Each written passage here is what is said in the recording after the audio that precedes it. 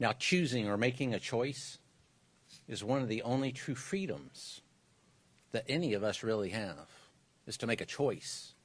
Whether that's the choice to be here today as the media, the choice to go to school, join the military, join law enforcement. Making a choice is a freedom that resides within us. Now, good choices are important in life, as we all know. And many actions that take place are due to our choices. The choice to, say, cross the border illegally, that is a choice that someone makes. To cross the border illegally, that's a choice. The choice not to utilize the CBP Home app, that's a choice. Not standing in line and doing it the right way, that is a choice. And there are always actions that result from our choices. When you choose to use your 5-year-old child as a shield to evade law enforcement, that is a choice that someone makes. And there are actions and consequences that result from that choice. Or when you're a politician or a community leader, you make a lot of choices there, some very important, wide-ranging, and in-depth choices. When, as a politician, if you choose collusion and corruption as a choice, then there are consequences and actions that take place because of that. That's one reason the US Border Patrol and ICE are here in Minneapolis by the thousands, is because of those choices.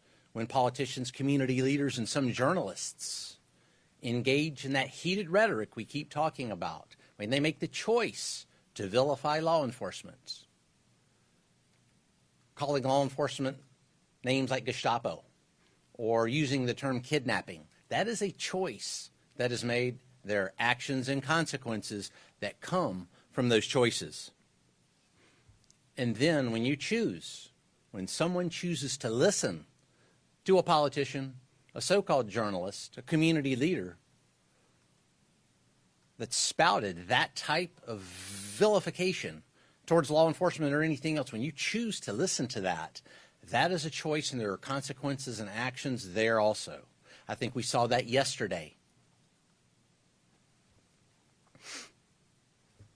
And those actions and choices can obviously have tragic consequences, bad outcomes, outcomes that law enforcement never wants to see. Law enforcement never wants to see a bad consequence due to a poor choice.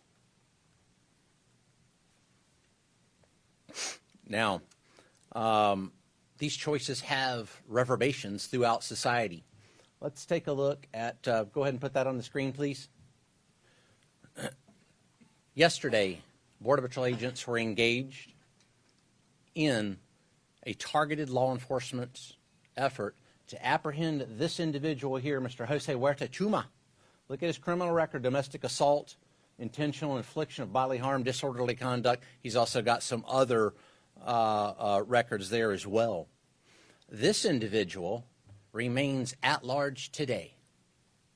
This individual is still roaming the streets today. This is the individual on that targeted law enforcement efforts that Border Patrol agents were engaged in yesterday when they were disrupted, assaulted, and prevented from conducting that Title VIII mission by individuals intent on making the choice to riot, to create anarchy, and to be a violent mob.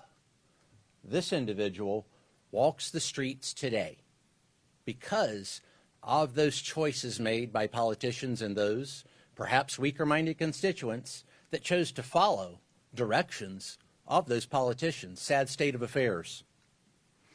Now, enforcing the law is not a choice. I choose to be a Border Patrol agent. Mr. Marcos Charles chooses to be an ICE agent, but enforcing the law, that's not a choice. That is a duty. As we all know, those laws were enacted by Congress, signed by the executive, and upheld most of the time by the judiciary. Those are the laws of our land. That is our duty to enforce those laws, whether that's a Title VIII immigration law, whether that's chasing a bank robber or a spy or whatever else. That is our duty, whether it's a state and local law enforcement agency, and they make choices also. Do they support federal law enforcement going after Mr. Jose Huerta Chuma, or do they not? We all make choices. Our Title VIII immigration mission continues. Next slide. Our Title VIII immigration mission continues unabated here in Minneapolis, despite yesterday's tragedy that was preventable by folks making better choices, politicians, journalists, and would-be anarchists and rioters. This individual from Laos was apprehended within the past 24 hours. This operation continues unabated. This is evidence of that. We will continue to make these streets a safer place. It is our duty, because we choose to be Border Patrol agents and ICE agents, to take individuals like that off the streets so we can make Minneapolis and America a safer place. Previously in federal immigration custody in 2018 at a jail in Minnesota, and then was released under the Trump administration again in 2018. You talk about choice. That was also a choice to release this individual, the man that you were targeting, obviously, to detain him. So if he was released in 2018 from federal immigration custody, why would that be the case? Why was that choice made? Yeah, I don't know the particular case in 2018 that you're talking about, but this individual that we, you want to put that back up there, please? That individual is now an illegal alien. It's my mission to find this illegal alien before he harms another American citizen and does harm. That's what I'm after there. And yet we can go back and look and blame in history. Right now, my mission is to take this individual off the street. And the main point here being is this individual is in the process of being taken into custody. Agitators, rioters, and anarchists prevented us from taking this individual into custody because of a very, very chaotic scene. This individual should be in custody right now, not out on the streets preying on Americans. That is the story that is most poignant here. Multiple videos from different angles of the shooting from yesterday, and at no point is he seen brandishing. I'm sorry, repeat that, please. We have seen multiple videos from the incident yesterday from different angles, and at no point do we see Alex Pretti brandishing a weapon. DHS Secretary Kristi Noem said that he was brandishing a weapon, and in the video we see on the ground with his hands on his head, we see an officer leaving what it appears to be with the weapon after he extracted it from Pretti's waist area. Did the officers see the weapon? Did they see him brandishing the weapon at him? Sure. Many videos out there, many different accounts that you may see, that I may see, that anybody here may see. That, folks, is why we have something called an investigation, to take what you're talking about, to take those videos, to take witness statements, to take officer statements, all those minute details that will paint a true picture, not a freeze frame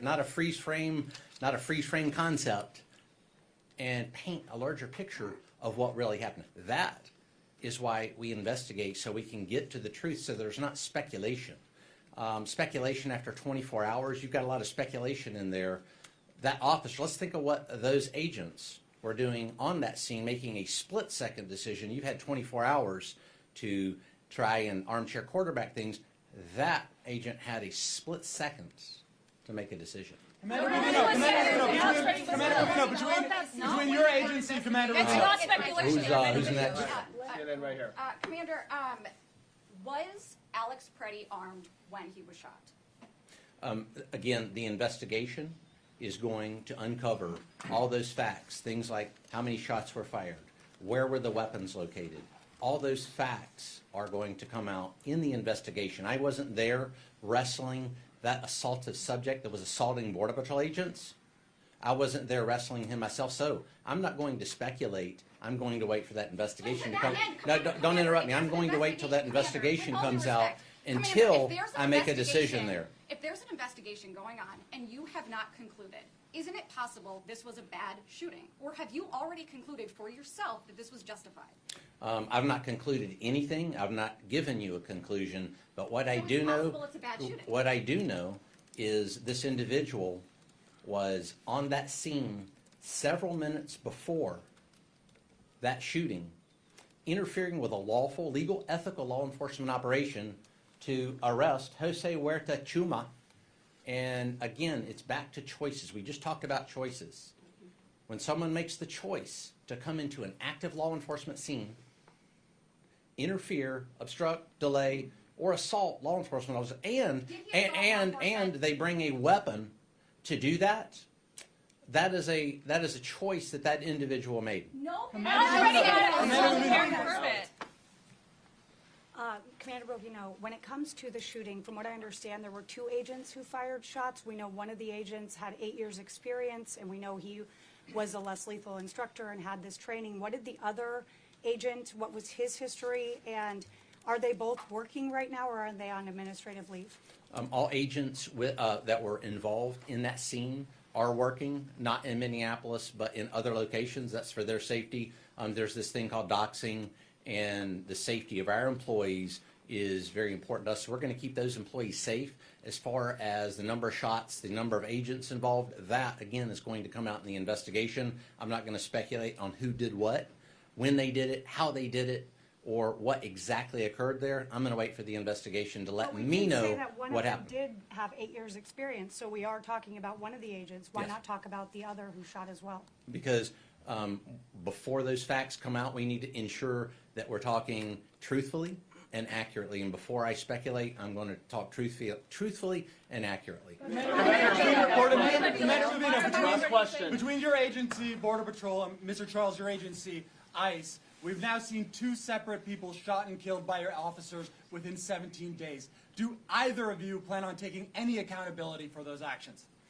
2 suspects, or you're correct, 2 suspects have been shot, and suspects that assault, delay, obstruct, or threaten a law enforcement officer's life. It goes back to the choices that we just talked about. When individuals make poor choices, poor decisions, come into a law enforcement situation, an active law enforcement situation, conspire to come into that situation. Whether that's based on ideology, we don't know. That'll be in the investigation that we just talked about. That's what we base the split-second decisions on, and our law enforcement officers are safe. They managed to come home at the end of shift. And, again, I would implore upon any individuals, whether they're anarchists, rioters, or anyone else that thinks it wise to go into a law enforcement scene to disrupt, to delay, is to don't do that. Let's think about that in terms, say a bank robbery is in progress, and the police are taking care of that, and then you decide to go in there and perhaps take action. That's not a good idea in any form or fashion. The same thing with Title VIII. Same thing with Title VIII enforcement. We are after an individual with a very serious criminal record. We don't need any help. Thank you.